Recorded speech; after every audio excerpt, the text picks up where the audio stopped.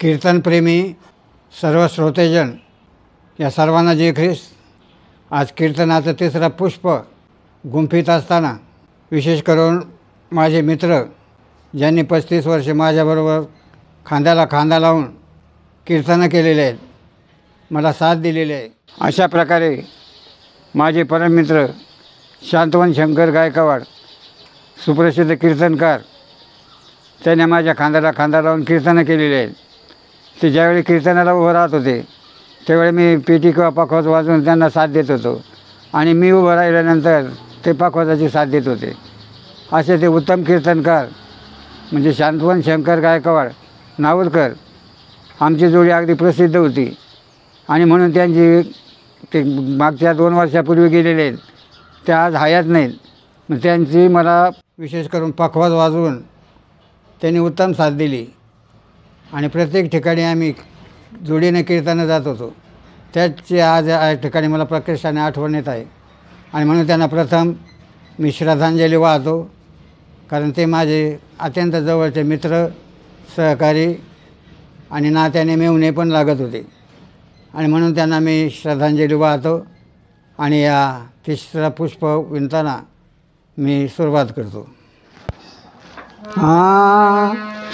राजाला राजाला वंदन येशू राजाला, राजाला राजाला वंदन येशू राजाला, हे राजाला राजाला वंदन येशू राजाला, राजाला राजाला वंदन येशू राजाला, कैसची देव पुत्राला, तैसेच देव पुत्राला, हे आत्म्याला आत्म्याला वंदन पवित्र त्रैक्याला, आत्म्याला आत्म्याला वंदन पवित्र आत्म्याला, हे राजाला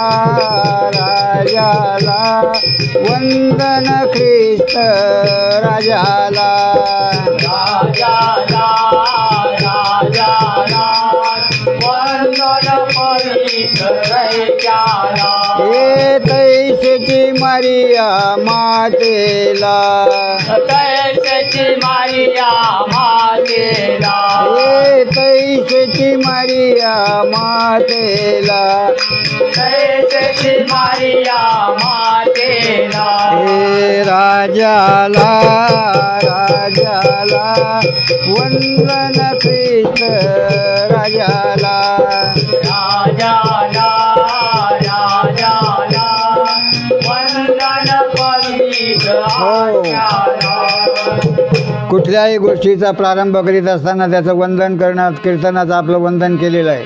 आणि ही जागा कशी आहे? पवित्र शास्त्र सांगतं की जिथे 2 किंवा 3 माझ्या नावाने जमतात त्या ठिकाणी मी हजर आहे।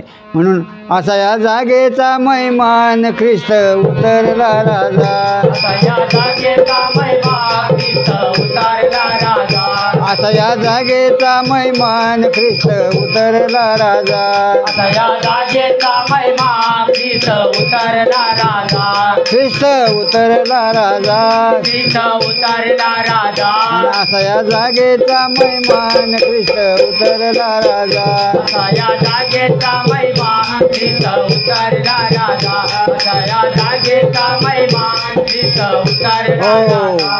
आज या ठिकाणी प्रभू येशू ख्रिस्त अदृश्य रूपाने हजर आहे आणि म्हणून नये माझं मधुर उत्तर, नये माझं मधुर उत्तर दिधीला सुस्वर नाही देवे, नाही तयाविन भुकेला ईश्वर, आणि तैसा बोल ख्रिस्त ख्रिस्त, नसे पंडित मोठा ज्ञानी, अनुभव बघता मी अडाणी, दे पवित्र आत्मा पाठवुनी, आणि घे मम मुखातुनी तव स्तुती वर्णुनी। गजर येशू नामाचा झेंडा रोविला क्रुसाचा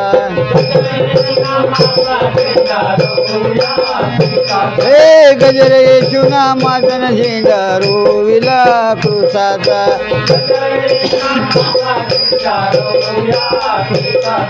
रोविला क्रुसाचा हे गजर येशू नामाचा झेंडा रोविला क्रुसाचा हे गजर येशू नामाचा झेंडा रोविला क्रुसाचा हो स्तोत्रकर्ता दावीद 47 स्तोत्रामध्ये म्हणतो की अहो सर्व लोक हो टाळ्या वाजवा, देवाचा जय जयकार करा, आनंदे वाजवा टाळी, चला जाऊ ख्रिस्ताजवळी, आनंदे वाजवा टाळी, चला जाऊ ख्रिस्ताजवळी, बांधून पापाची मोळी टाकूया क्रुसाजवळी, बांधून पापाची मोळी टाकूया क्रुसाजवळी, हो येशया संदेष्टा याचा 52वा अध्याय आणि 7व्या वचनामध्ये म्हटलेलं आहे की जो शुभ वर्तमान गाजवतो, शुभ वृत्त विदित करतो, तारण जाहीर करतो, शांतीची घोषणा करतो, आपला देव राज्य करतो असे शिवनाथ सांगतो, त्याचे पाय पर्वतावरून येताना किती मनोहर दिसतात. आणि म्हणून तुझ्या पायावरी तुझ्या पायावरी माझे लोटांगण, तुझ्या पायावरी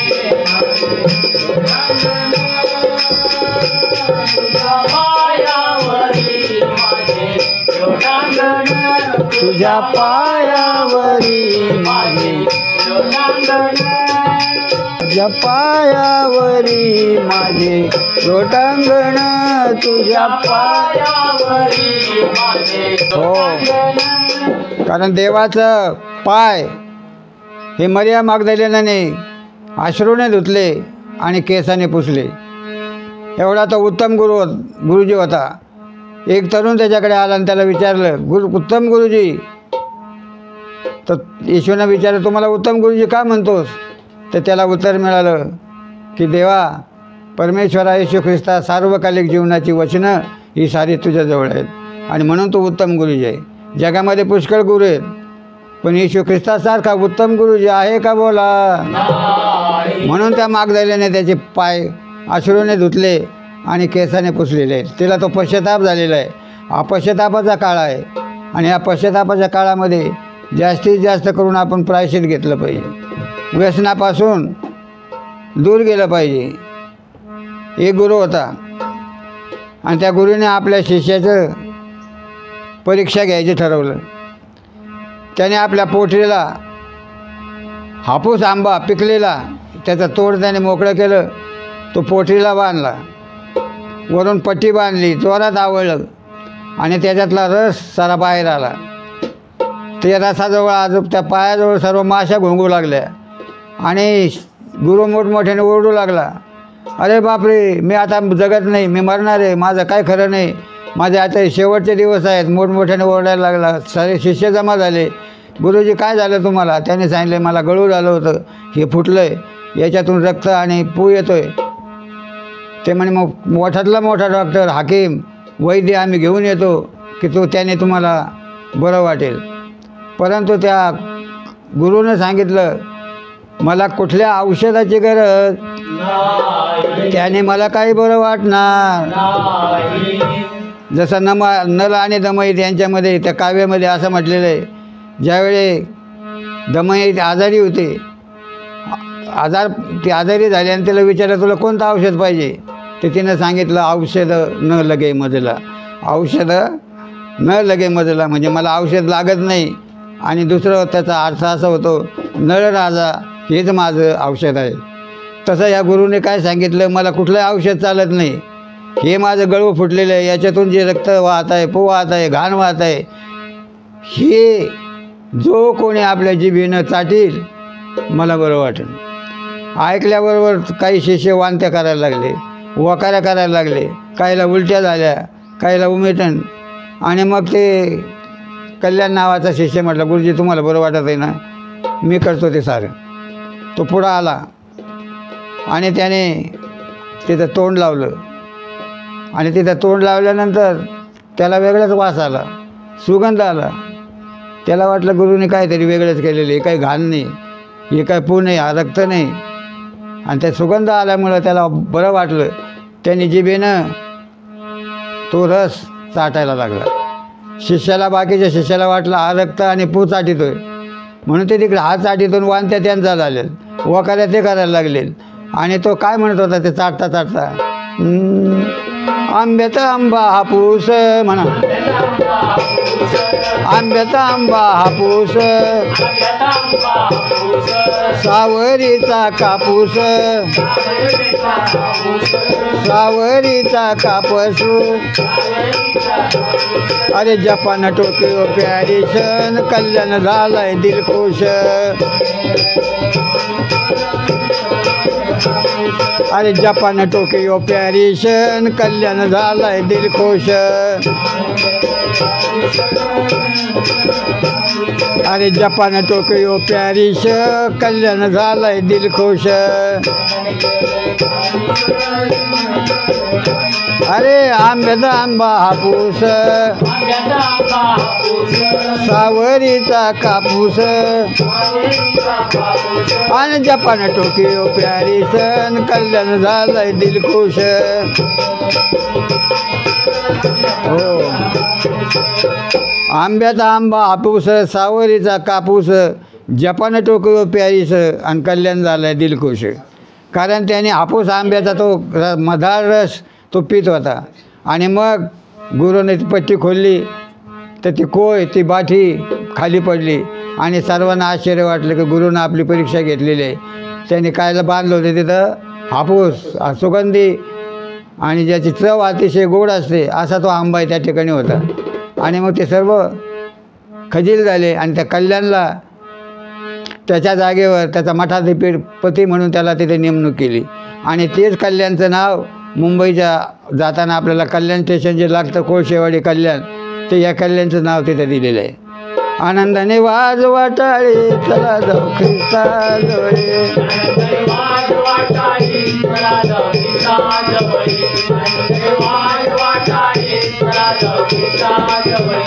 बांधून पापाची मुळे टाकूया क्रुसाजवळे.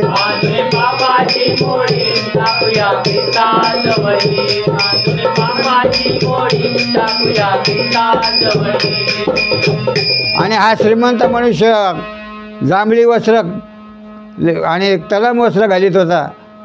पण मी जे वर्णन केलेलं आहे श्रीमंताचं, जे कारखान्यावर जे बागायतदार राहतात, श्रीमंत राहतात. हरेगाव आशिया खंडातलं पहिलं साखर कारखाना आहे, खाजगी साखर कारखाना. तिथं माझं जीवन गेल्यामुळे मी अनेक बागायतदार पाहिले, श्रीमंत माणसं पाहिलेली आहेत. परीट घडी धोतर, परीट घडी धोतर, परीट घडी धोतर, परीट घडी धोतर.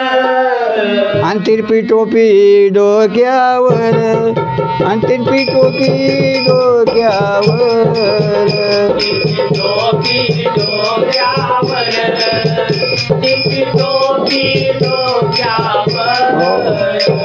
ऊस होता 100 एकर, कारखान्याला सर्व ऊस जात होता त्याचा. ऊस होता 100 एकर, ऊस होता 100 एकर. आणि घास शोभे हिरवागार, घास शोभे हिरवागार, घास शोभे हिरवागार, घास शोभे हिरवागार. हे घास शोभे हिरवागार, घास शोभे हिरवागार, घास शोभे हिरवागार, घास शोभे हिरवागार. वांगे टमाट्याची न्यारी गोडी, वांगे टमाट्याची न्यारी गोडी, आणि पुढं टरबुजाची वाडी आणि पुढं टरबुजाची वाडी पुढे टरबुजाची वाडी पुढे टरबुजाची वाडी हे पुढं टरबुजाची वाडी आणि पुढं टरबुजाची वाडी पुढे टरबुजाची वाडी पुढे टरबुजाची वाडी द्राक्ष केळीच्या होत्या बागा द्राक्ष केळीच्या होत्या बागा द्राक्ष केळीच्या होत्या बागा आणि भुसाराला नव्हती जागा आणि भुसाराला नव्हती जागा उताराला नवती जागा उताराला नवती जागा गहू ज्वारी बाजरी यांना ठेवायला सुद्धा जागा नव्हती. जसा एक श्रीमंत मनुष्य बायबलमध्ये सांगितलं इतकं धान्य झालं तो मला हे माझा जीवा खा पी मजा कर. त्याने जुने कोठारा मोडले नवीन कोठा तयार केले त्याच्यामध्ये ते धान्य ठेवलं आणि त्याला आवाज आला रात्री की आजच तुझा आत्मा मी घेऊन जाणार आहे. कोणासाठी राहिलेले ते म्हणून कोण दिवस येईल काहीच आणि नाही माणसाचा भरवसा नाही माणसाचा भरवसा नाही माणसाचा भरवसा नाही माणसाचा भरवसा हो कळसूत्राची बाहुली कळसूत्राची बाहुली कळसूत्राची बाहुली आणि मी नाचाया लावली मी नाचाया लावली मी नाचाया लावली मी नाचाया लावली हो आलं देवाजीच्या मना आलं देवाजीच्या मना आणि तिथं कोणाचे चाले ना तिथं कोणाचे चाले ना इथे कोणाचे चालेना इथे कोणाचे चालेना देवाजीच्या मनी आलं तर कोणाचं काही चालतंय का बोला. नाही म्हणून परमेश्वर हा सर्व करता करवित आहे. आणि ते भाऊ होते 5 जण भाऊ होते 5 जण भाऊ होते 5 जण आणि करी आनंदे भोजन आणि करी आनंदे भोजन करी आनंदे भोजन करी आनंदे भोजन हो आनंदाने एकत्र जमत भोजन करीत आणि भोजनाच्या आधी काय असायचं मद्यपान दारू प्यायची ग्लासावर ग्लास घेती ग्लासावर ग्लास घेती आणि जणू भूत ते नाचती जणू भूत ते नाचती जणभूत ते नाचती जणभूत ते नाचती हो आणि ते ग्लासाचे ग्लास घ्यायचे झिंगायचे आणि रविवारी ज्यावेळी सुट्टीचा दिवस बाजारचा दिवस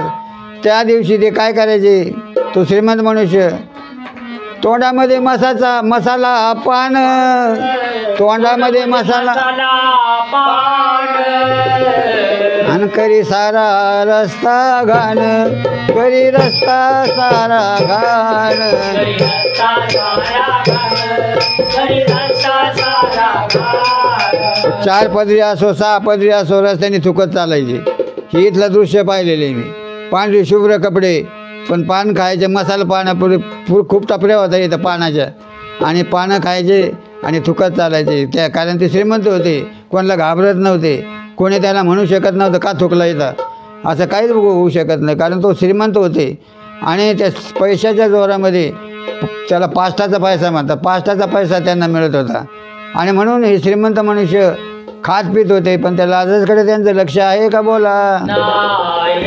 उपवास काळामध्ये आपण व्यसन करीत सोडून देतो काहीला दारूचं व्यसन असतं अति मद्यपान करणारे सकाळपासून तर संध्याकाळपर्यंत त्यांना दारूशिवाय होत नाही आणि त्यांना तसं झोप येत नाही त्यांचे हात थरथर कापतात हातपाय लटपट कापतात आणि जेव्हा ते दारू पितात आणि दारूतच मेले बरेच जणं अनेक ठिकाणी तुम्हाला तुमच्या आजूबाजूला सुद्धा अनुभव आला असेल तरुणपणामध्ये काही तरुण मुलं या दारूपायी गेलेले आहेत दारूपायी वाडा गेला दारूपाई वाडा गेला दारूपाई वाडा गेला नवसागराने येडा केला नवसागराने येडा केला नवसागराने येडा केला नवसागराने येडा केला हे नवसागराने येडा केला नवसागराने येडा केला नवसागराने येडा केला नवसागराने येडा केला दारू पिऊन बेवडा जर घरी आला त्याची बायको आरती करते का बोला नाही त्याचे गुणगान गाते का बोला नाही त्याच्या डोक्यावरून हात फिरवते का बोला नाही आप शब्द सुरू होतात लितान्या सुरू होते काय शब्द येतील सांगता येत नाही तरी पण तो घाबरतो का बोला नाही आणि म्हणून त्यांना कितीही सांगा नळी फुगले सोनारे नळी फुंकले सोनारे आणि इकडून तिकडे जाई वारे इकडून तिकडे जाई वारे इकडून तिकडे जाई वारे इकडून तिकडे जाई वारे नळीतून जर हवा फुकली ते तिकडे जाते पलीकडे तसं या दारुड्याला तुम्ही कितीही समजून सांगा कितीही उदाहरणं द्या कुठेही सुधारायला पाठवा पण हे सुधारतात का बोला नाही आणि म्हणून ही दारू इतकी वाईट आहे म्हणून हे दारूपाई वाडा गेला नवसागराने येडा केला नवसागराने येडा केला म्हणून आपण स्वर्ग पाहिला नरक पाहिला आणि पृथ्वीवरचं नरक म्हणजे काय दारू म्हणा माझ्या मागं दारू हा नरक आहे दारू हा नरक आहे त्यामध्ये नवसागराचा अर्क आहे त्यामध्ये नवसागराचा अर्थ आहे दारू पिणारा मूर्ख आहे दारू पिणारा मूर्ख आहे असा डॉक्टर लोकांचा तर्क आहे असा डॉक्टर लोकांचा तर्क आहे तरी दारुड्या त्याच्यामध्ये गर्क आहे दारुड्या त्याच्यामध्ये गर्क आहे मग एक दारुड्या मला कवी होता तो मला काय म्हटला अहो गुरुजी जगण्यापेक्षा मेलेलं बरं गुरुजी जगण्यापेक्षा मेलेलं बरं मेलेल्यापेक्षा पिलेलं बरं मेलेल्यापेक्षा पिलेलं बरं अंतयात्रेला माझ्या सर्व पिलेले असावेत अंत्ययात्रेला माझे सगळे पिलेले असावेत अंतयात्रेला माझे सारे पिलेले असावेत अंत्ययात्रेला माझे सारे पिलेले असावेत पण गुलाबाचे फुलं मात्र दारूत भिजवावे पण गुलाबाचे फुलं मात्र दारू भिजवावे किल्ली माझी जरूर सजवा ही माझी जरूर पण सजवा. गुलाबाचे फुलं मात्र दारूत भिजवा गुलाबाचे फुलं मात्र दारू भिजवा म्हणजे आज ते तिथं दफन करायचे तिथं दहन करतील तिथं दहन करतील तिथं दफन करतील म्हणून आनंदे वाज वाटाळे चला जाऊ ख्रिस्ता जवळे आनंदे वाट वाटाळी चला जाऊ ख्रिस्ताजवळी.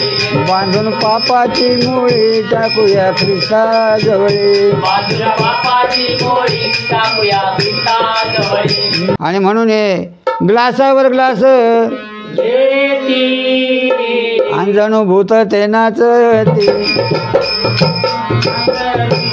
सर्वभूत ते नाचती हो सर्वभूत ते नाचती. एक मनुष्य आयुष्यभर दारू प्याला आणि त्याने सांगितलं जेवढे माझ्या प्रेतक्रियेला येतील त्या सर्वांना दारू पाजायची आणि मेला पोराने दारू बिरू आणून ठेवली चौकडं बातम्या गेल्या आणि ते आले त्या ठिकाणी आणि जे दारू त्यांनी सांगितलं आमच्या वडिलाची शेवटची इच्छा अशी होती की जेवढे दारू प्यायला येतील जेवढ्या प्रेतक्रियेला येतील त्या सर्वांना दारू पाजायचे जे पिणारे होते ते म्हणाले की कुठं ठेवलेली कॅन कुठं आहेत आणि मग त्यांना ते पाजली पानाड्या इतका प्याला 4 खांदेकर त्यांना कशाची सूज नव्हती बायाने आता बायाला दारू पाजायची का म्हणून एक शहाणी बाई घेतली लांब गेल्या आणि ते म्हणत दादाजी पाहत आहेत का भाऊजी पाहत आहेत का तिकडे तोंड करून प्यायचे आणि त्यांनाही जास्त झाली प्रेत एका बाजूला फडक्या आणणाऱ्या बाया दुसरीकडं तो पानाड्या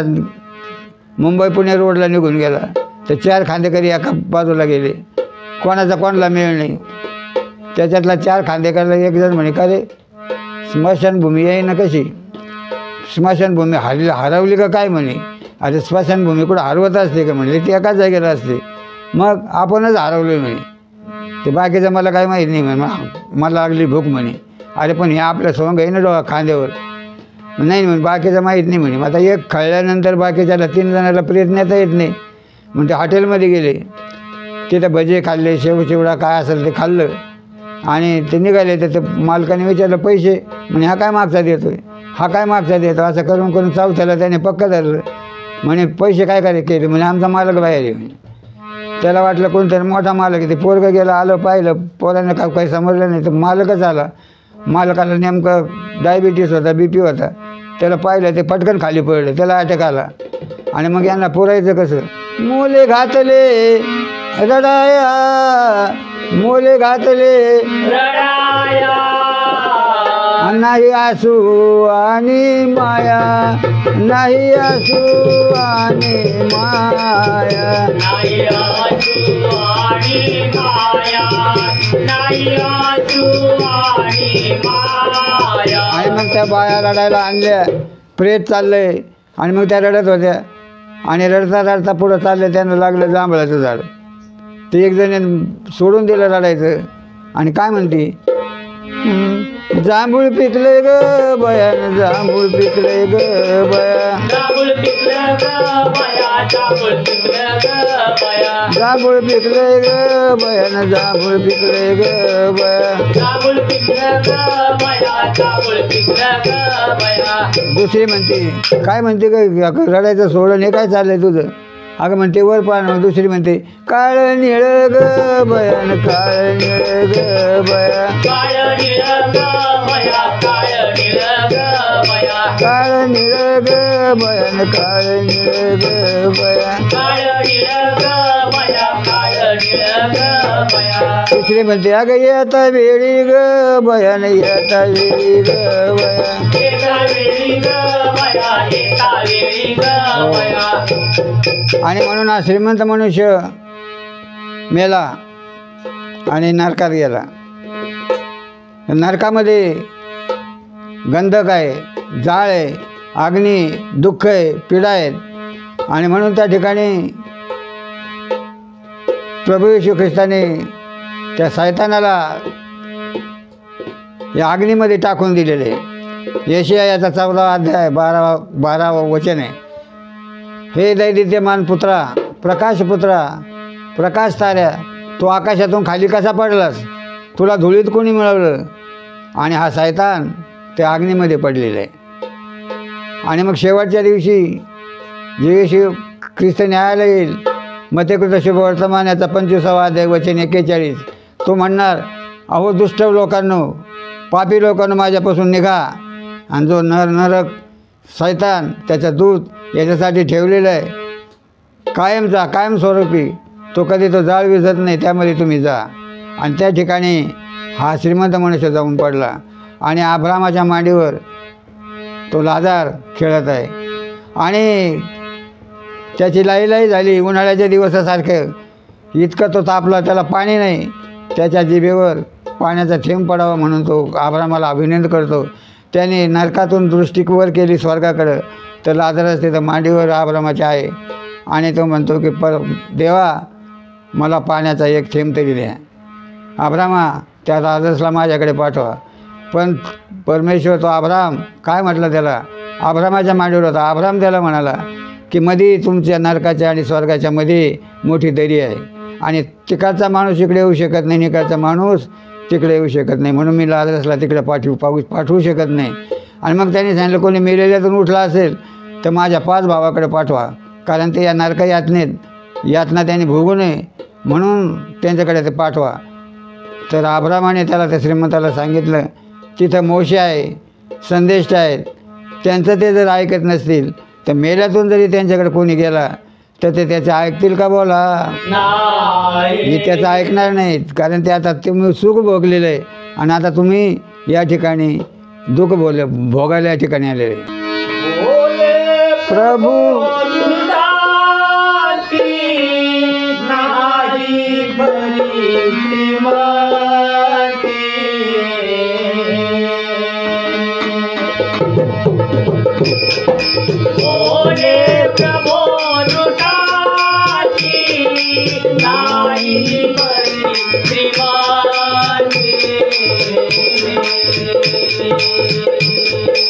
बोले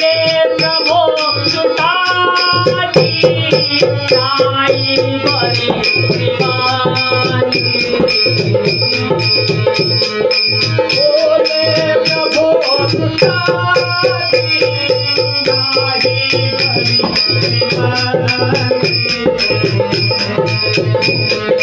नाही बरी श्रीमानी नाही बरी श्रीमानी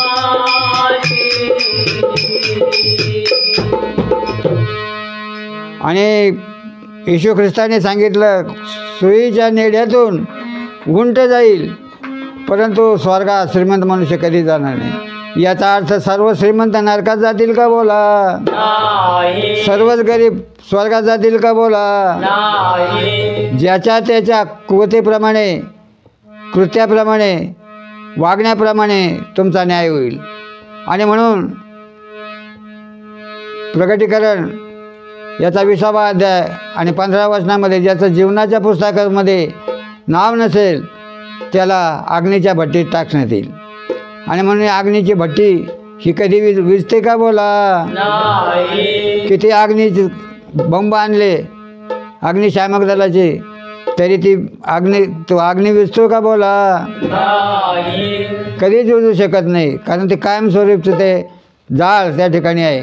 आणि तिथं मनुष्य सारखा रडत राहतो, दुःख भोगीत असतो. कारण स्वर्गामध्ये त्याने पृथ्वीवर असताना सुख भोगलेलं आहे, आयुष्य आराम केलेलं आहे. गरिबाकडे त्यांनी लक्ष दिलेलं नाही, म्हणून त्यांना त्या स्वर्गामध्ये त्या नरकामध्ये पिडत पडावं लागलं, त्यांना यातना भोगावं लागल्या, दुःख भोगावं लागलेलं आहे. म्हणजे असं दुसऱ्यासाठी खड्डा खोदी आणि स्वतः पडे आतमधी, स्वतः पडे आतमधी. स्वतःपडे आतमधी स्वतःपडे आतमधी स्वतः पडे आतमधी आणि स्वतः पडे आतमधी. स्वतःपडे आतमधी स्वतःपडे आतमधी. दोघं पती पत्नी होते. तिची आई आणि सासू ह्या दोन्ही येणी त्या ठिकाणी राहत होत्या. पण या दोन्ही येणीचं एक दिवस जमत होतं का बोला? नाही भांडण केल्याशिवाय एक दिवस वाया जात होता का बोला? नाही ही आईला येरवाळीत का जेवण करून द्यायची, चहा 4 वेळा करून द्यायची, पण सासूला कधी चहा देत होते का बोला? नाही मग एकदा ती नवऱ्याला म्हटले, पा तुमच्या आईचं आणि माझ्या आईचं काही जमत नाही, मग असं करू आपण. म्हणजे काय? मग तुमच्या आईला मारून टाकू. आता आईला कोणी मारीत असतं का? पण हा म्हणे बरं काय हरकत नाही, मारून टाकू म्हणे. रात्र झाली, दोघे झोपल्या. मग तो आईकडे गेला, म्हणे आई तू कुठं झोपत असते? म्हणे बाबा मी खाली झोपते. आणि माझी सासू म्हणे ती खाट्यावर झोपते. मग तू आज येरवाळ्यात जेवण कर, लवकर जेवण करायचं आणि खाटेवर जाऊन झोपायचं. म्हणे काय रे बाबा? म्हणजे तुला काय करायचं? मी सांगत तसं कर. त्याच्या आईने लवकर जेवण केलं आणि जाऊन खाटेवर झोपली. येईनीचं जेवण झालं, तिने पाहिलं अरे आपली येईन, तर मग आपल्या जागेवर जाऊन झोपली. जाऊ द्या म्हणे आम्ही रोजच झोपते, आज झोपली झोप पडते. तिच्या जागेची काय झाली, आदला बदल झाली. रात्र झाली, सारे झोपले, हिला झोप नाही, उठली. अहो म्हणे म्हाताऱ्या झोपल्यात म्हणे, आता हेच मारायचं टाईम आहे म्हणे. तो म्हणे मी काय तिला मारायला तयार, नाही तुला मारायचं तू मार. तिने तो पाटा घेतला, उचलला. तिला उचलत नव्हता पण तो उचलला. तिला वाटलं सासू झोपलेली. सर्व भांडणं जे झाले ते डोक्यात आणले आणि तो पाटा तिच्या डोक्यात टाकला. कोणाच्या? आईच्या. तिला काय वाटलं, पण तिथं सासू झोपलेली. सासू नव्हती, ती आई होती. स्वतःच्या हाताने आई मारली. आणि मग ते पोतळ्यात गुंडाळलं आणि नदीच्या कडाला आता या प्रेताची विल्हे वाट लावली पाहिजे म्हणून ते नदीला गेले आणि ते प्रेत फेकून दिलं. तिथं खरबुजाची वाडी होती. ते पोतं धुवून काढलं, रक्तसाठा धुवून काढलं, त्याच्यात खरबुजं भरले आणि रस्त्यानेच चालली नाचत.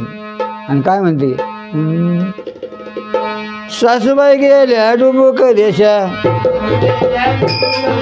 सासूबाई गेल्या डुबुक देशा. सासूबाई गेल्या डुबुक देशा. तो काय म्हणतो, अगं घरी गेल्यावर कळल तमाशा. घरी गेल्यावर करत तमाशा. घरी गेल्यावर कळल तमाशा. घरी गेल्यावर करत तमाशा.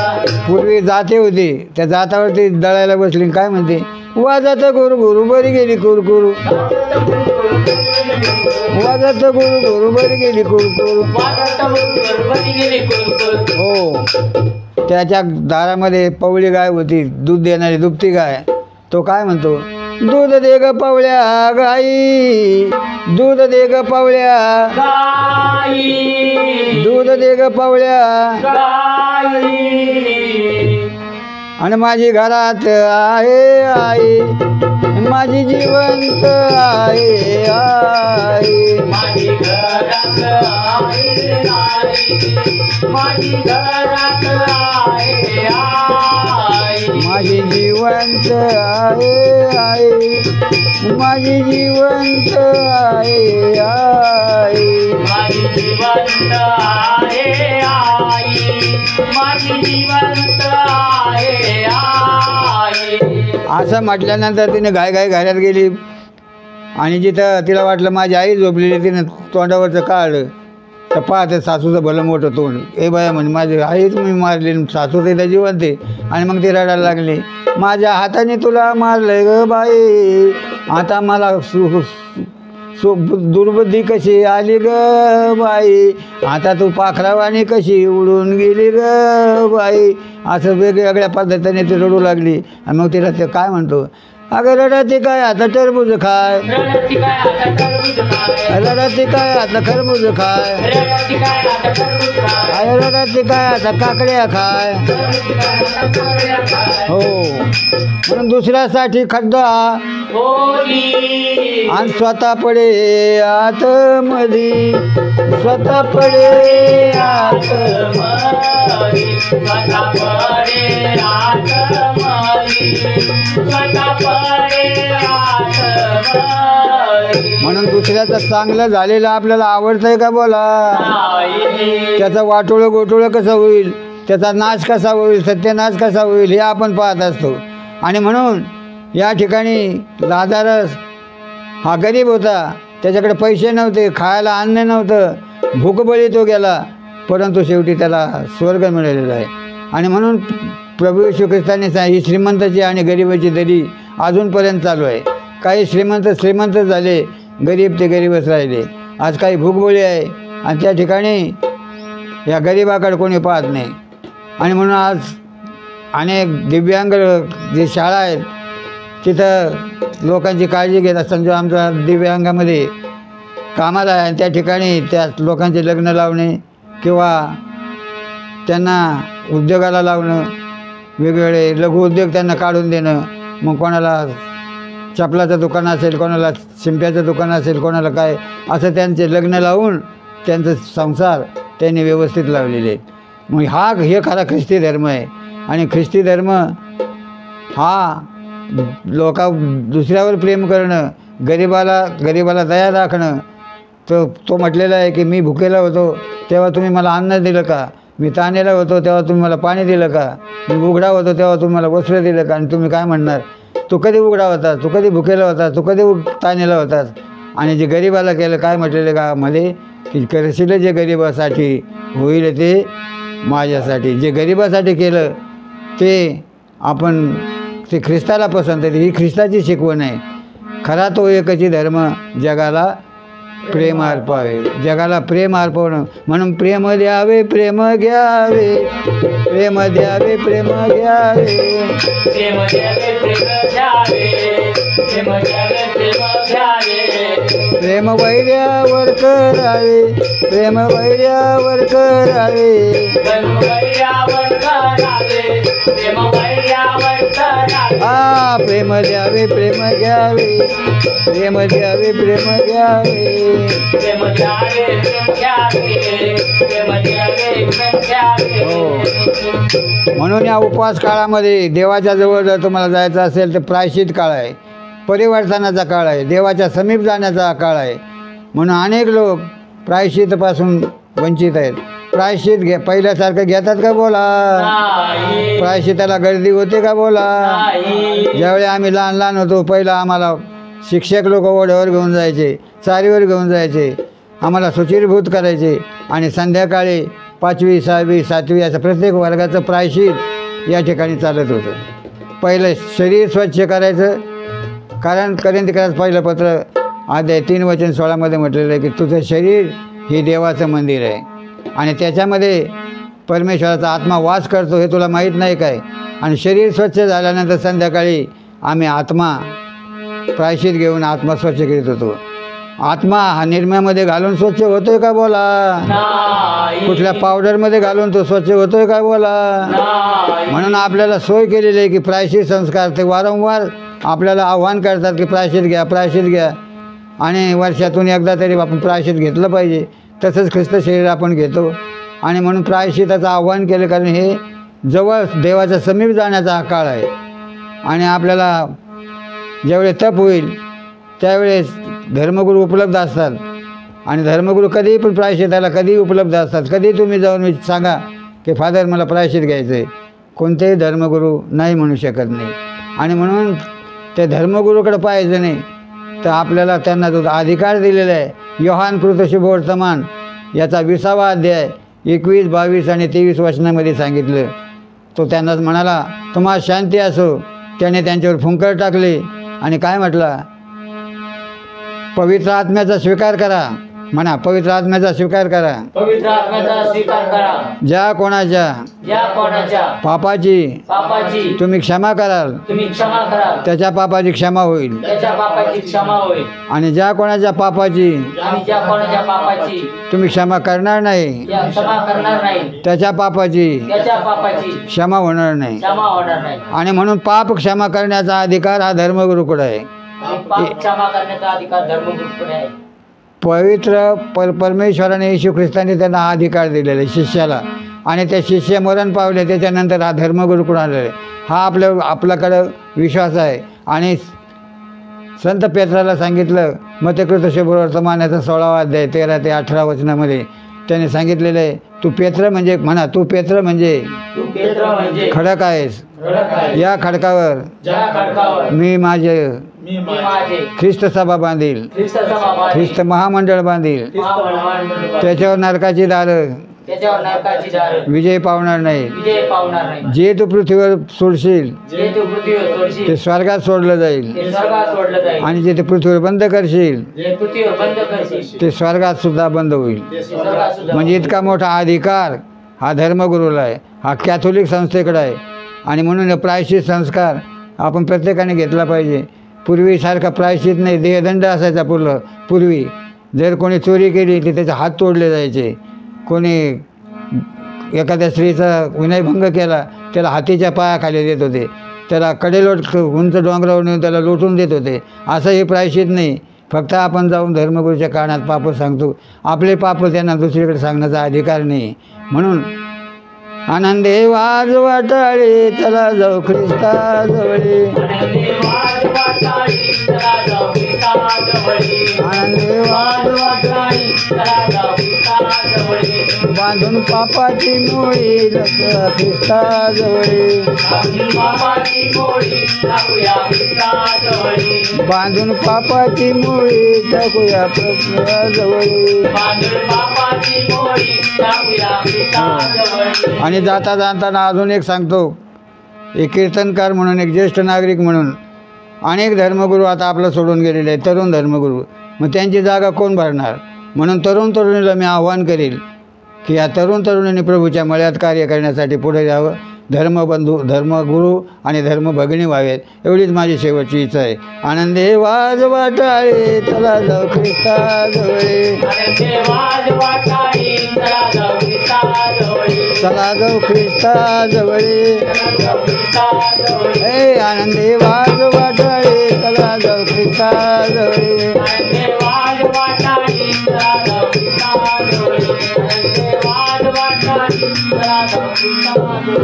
हे तिसरं पुष्प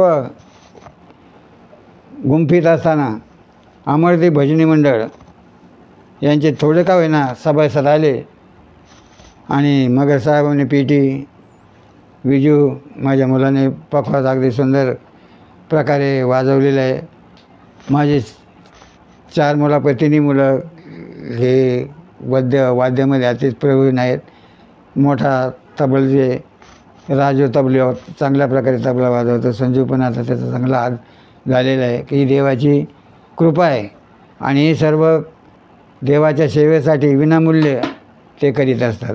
आणि म्हणून आज दिव्य कृपा या ठिकाणी त्यांचे कार्यकर्ते विशेष करून मगर साहेब यांचे त्यांनी जे कार्य हाताशी घेतलेले आहे विनामूल्य, त्यांना स्वतःचा खर्च येतो पण ते सांगत नाहीत, तर त्यांनी ते ख्रिस्तासाठी केलेलं आहे.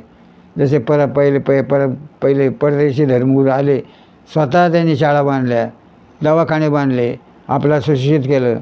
जसं डॉक्टर बाबासाहेब आंबेडकर भारतरत्न यांनी आपला समाज हा दलदलीमध्ये होता, जे दलित समाज होता हा चिखलातून वर काढलेला आहे, म्हणून त्यांना भारतरत्न बोधिसत्व डॉक्टर बाबासाहेब आंबेडकर यांचे आज 14 तारखेला आपण जयंती साजरी करतो.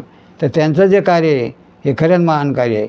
येशूनं आपल्याला स्वर्गात जायचं सांगितलं आणि त्यांनी समाजाला या दलदलीतून आणून एक प्रकारे नरकातून बाहेर काढून स्वर्गात नेलेलं आहे असं मला वाटतं त्यांच्या. म्हणून त्यांनी आपल्याला सल्ला दिलेला आहे की शिका, संघटित व्हा आणि संघर्ष करा.